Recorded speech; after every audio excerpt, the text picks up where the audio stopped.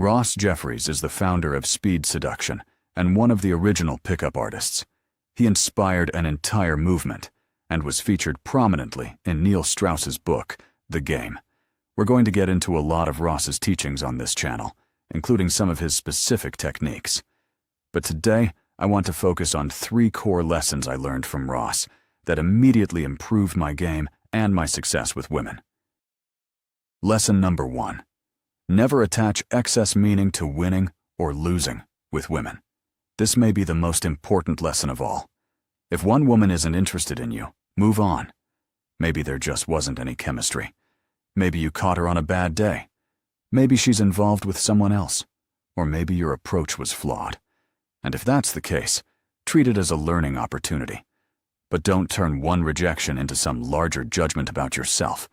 There are millions of women out there.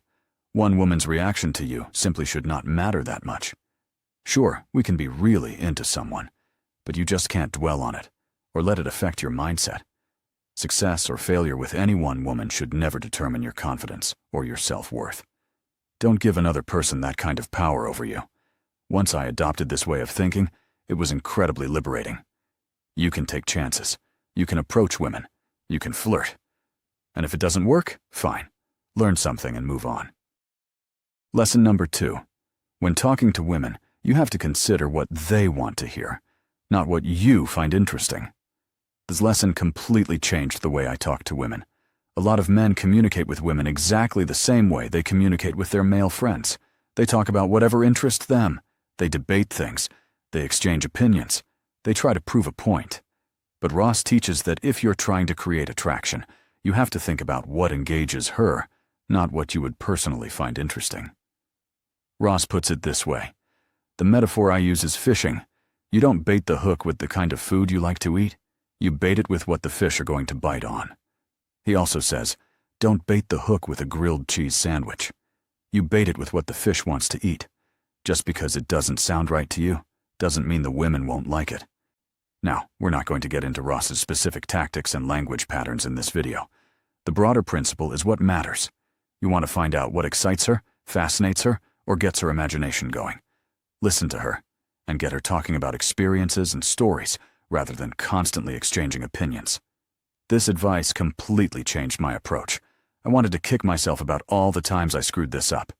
For example, when I was younger, if a woman told me she was into astrology, my reflex would have been to explain why astrology made absolutely no sense. And you can probably guess how well that worked. I might have won the argument. I also probably killed the attraction. Today, I'd react completely differently. I'd say something like, "That's interesting. Tell me more." That doesn't mean I suddenly believe in astrology. I don't have to agree with her. I'm simply being curious and playful instead of argumentative.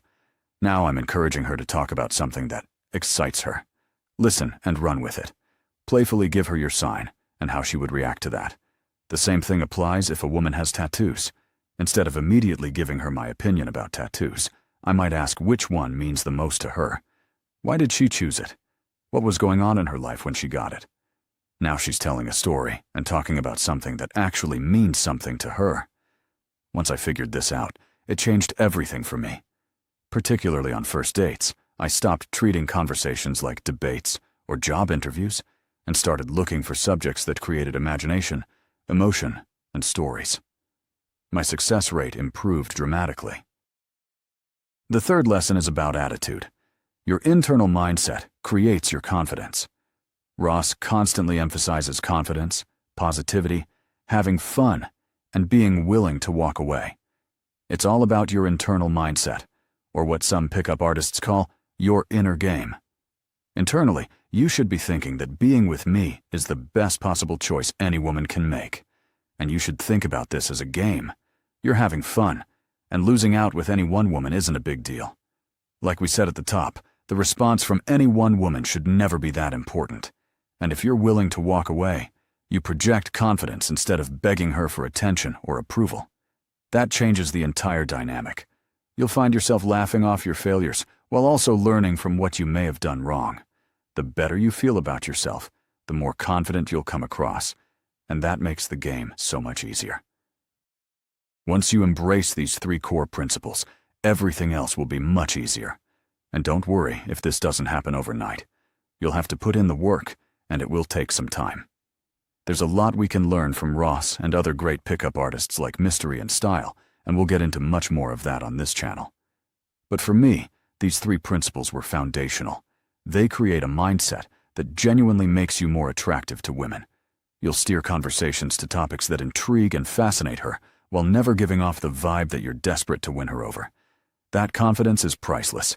Once you embrace these principles, your dating life will become a lot more fun and a lot more successful. Please like this video and subscribe to our channel if you find this content useful. Let us know your thoughts in the comments and share your own stories of the lessons that improved your game.